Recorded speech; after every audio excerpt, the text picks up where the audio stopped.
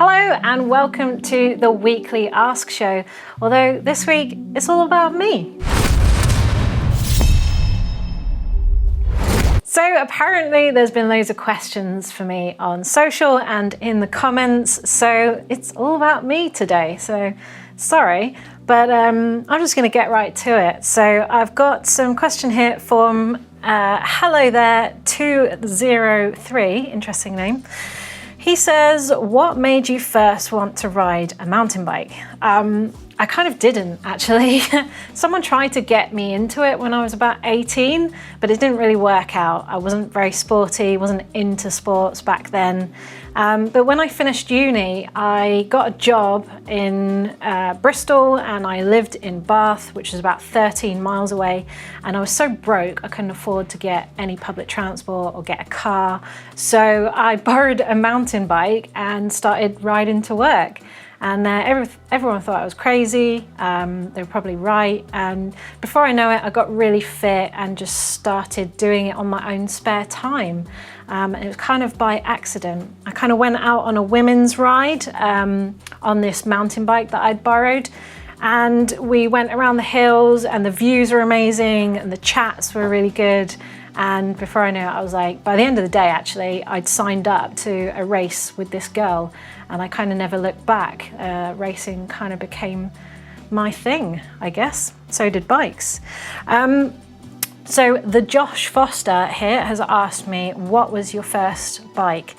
Now, I had one when I was a kid, but I wouldn't say that was my first bike because I didn't really enjoy it. My mum actually sold my bike without telling me because she was like, well, you don't use it, so what's the point in you having it? But my first proper one was a Kona Nunu, which I bought in 2001. And it had V-brakes. It was terrible, really. I bought it out the back of a magazine. It was on sale in MB UK because some shop was clearing out some stock. And it had RockShox duties on the front, which if anyone's used, you'll know they're about as useful as a pogo stick on the front of your bike.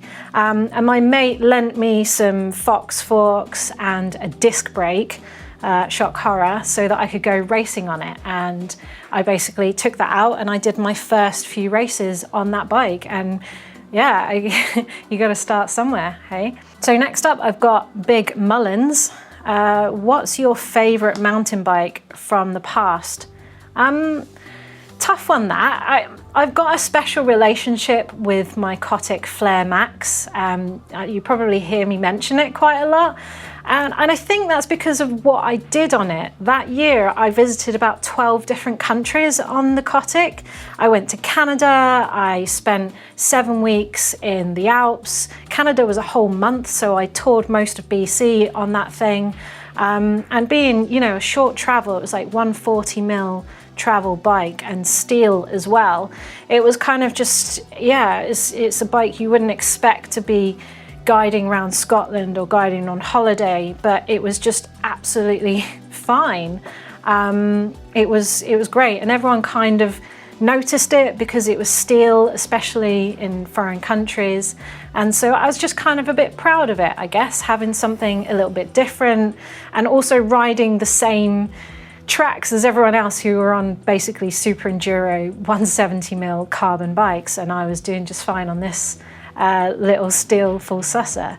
So I guess I do have a bit of a relationship with the Kotick Flare Max. It's a good bike. I got a question from Harry MTB. What job were you in before joining GMBN team?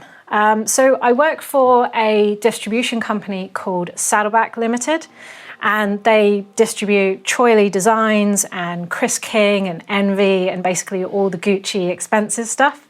And I was the social media manager there.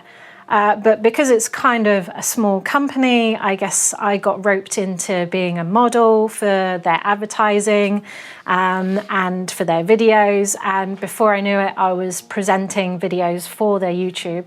And I guess that kind of landed me here as I was presenting a video in the Malverns race in the UK, and I met Doddy there, and it kind of spurred off from there, I guess. So yeah, Saddleback. Moving on to Jorn Bosman. he said, would you ever ride the random tandem? No. No, that seems like a suicide mission, actually.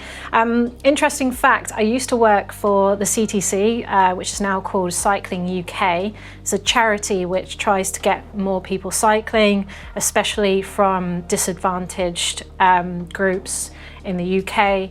And I volunteered to do tandem cycling with people with visually impaired difficulties, and I wanted to help.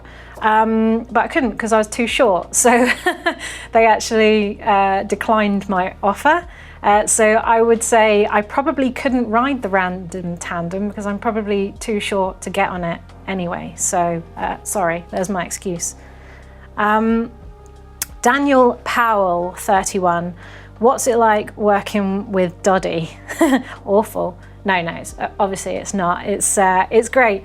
Doddy is exactly how you see him on camera in real life. He's just a genuinely nice guy, super excited by tech, big old nerd. And yeah, I love that. We seem to get on well. It's only been 2 months, so who knows? Tom Shake, MTB. When did you start to ride mountain bikes? Well, as I said, I only finished uni and I started riding my bike just to commute, basically. But I got fit really quick in that year, and it was 2008, and I started racing pretty much straight away. So I would say, although I'd sort of used a bike in the past, I wouldn't call myself a rider. It was 2008 that I really started to ride bikes and enter local races, and I entered some solo events and some team 24-hour races and some 12-hour solo races, and I basically just got super addicted to it. Interestingly, Enduro, which I would consider my thing now, I've only been riding Enduro bikes for probably the last 3 years. I did XC up until about 2016, where I rode a World Cup, and then I decided I kind of got a bit bored with it and wanted to see what else I could do. So I started riding big bikes, and honestly, I feel like I'm still learning to ride a bike on an Enduro bike, but you know, that's what I love, that sort of newness to it. So yeah, 2008, but yeah, I guess I'm kind of new-ish to it, maybe. Hevak 22, so he said, when adding sealant to tyres, do you have to clean old sealant out of the tyres? It's not a specific question to me here, but I do have an interesting photo for you. The time that I opened up my tyres and I found a sealant monster in there, like I like to call them sealant gremlins, and it looked exactly like a Tibetan Terrier. It was like bear dog shaped. It was really weird. It was massive as well. So to answer your question, you don't need to clear out sealant from your tyres. Unless you put in a new brand in, I might want to take that out, the old stuff out, and put the new stuff in. But what you would need to do is maybe check the tyre, run your hands around, make sure there's no thorns in there that have kind of got lodged before you put the new stuff in. So yeah, I hope that helps you. Mile Vile, interesting name. What's your favourite bike park or trail? Yeah, I really don't like bike parks actually, and that's not a dig at anything we've got or the bike parks in Europe.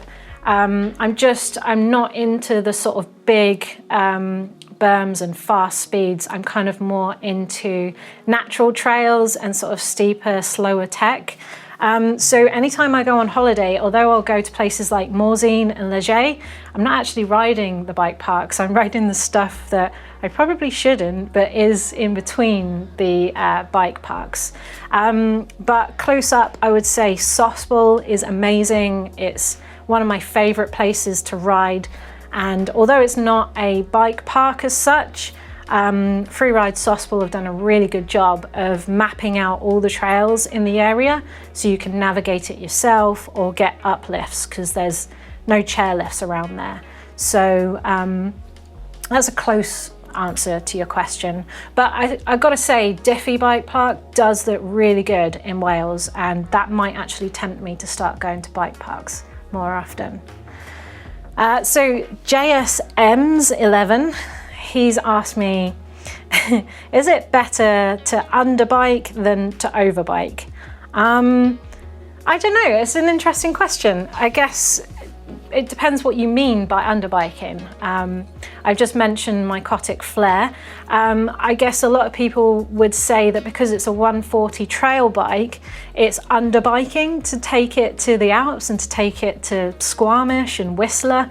But I didn't feel underbiked because the geometry was set up for kind of big riding. So I don't know, I don't think there's such a thing really. You can sort of, maybe overbiking gives you more confidence to learn some stuff. So I think that's a good thing. Although some people will say that, you know, underbiking is better because you learn more skills and you become more ballsy. I don't know.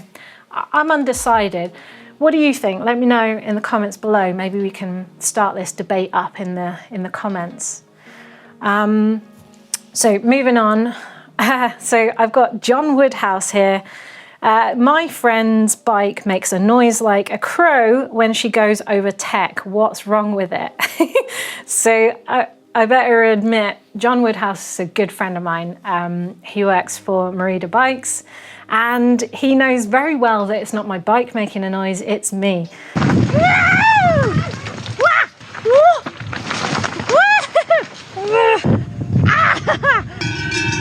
I am very famous for being very vocal on the bike, and I've been told I sound like a crow when I go riding, so I make these squawky noises. But that's just, you know, I like to think of it as a little alarm bell that something cool's coming up if you're riding behind me. And I think it's, if you don't hear any noise, that's when you kind of got to worry.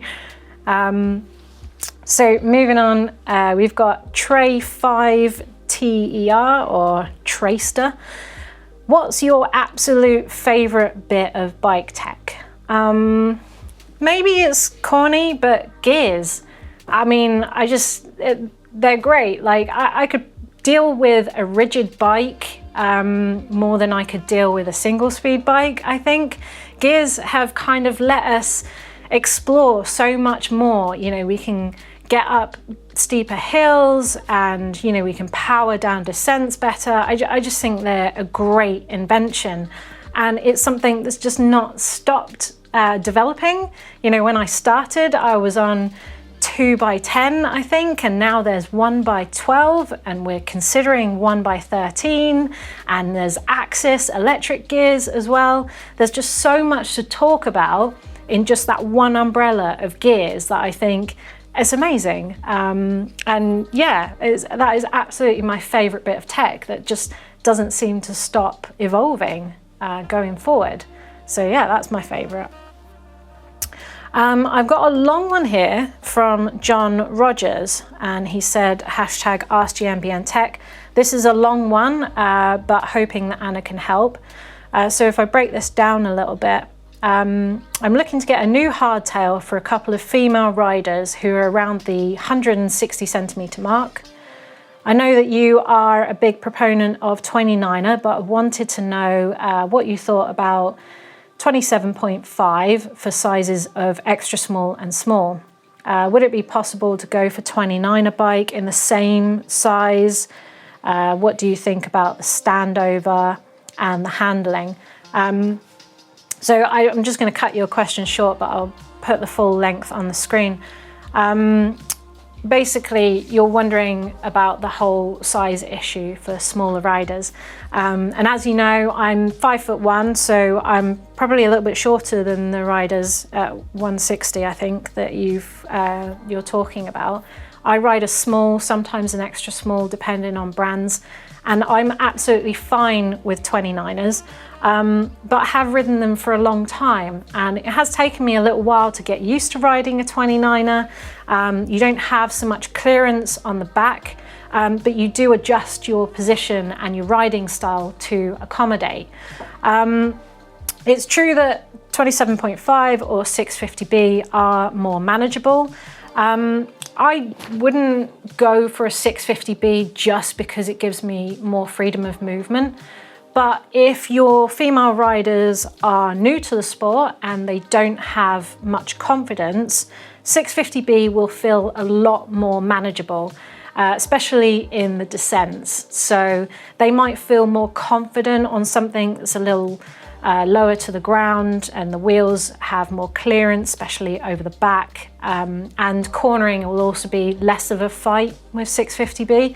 So if they are new to it, yeah, they'll probably get on well with 650B. But if your female riders are reasonably competent, then 29er should be fine, especially if you're going to be doing big rides like cross-country rides. I would still stick with 29ers unless they are particularly nervous about technical terrain, because 29ers just roll better. They're less effort, so your new riders, they're going to be, you know, less tired over big long rides. So I wouldn't pick the wheel size 650B just because they're small. Pick it because it's right for their style of riding, is what I would say. Okay, so that's it. That's all your questions for me. Thanks for taking an interest, I guess. And I will say that there's a lot more to come from me. We haven't done a presenter video yet, so keep an eye out for that, because I think in the next couple of months we should do it, because I do have a little bit of an interesting past, just a little bit. But as always, if you have any questions for us, me or Doddy, then use hashtag AskGMBNTech down in the comments so we can find your questions and start answering your questions live on the show. Thanks for watching.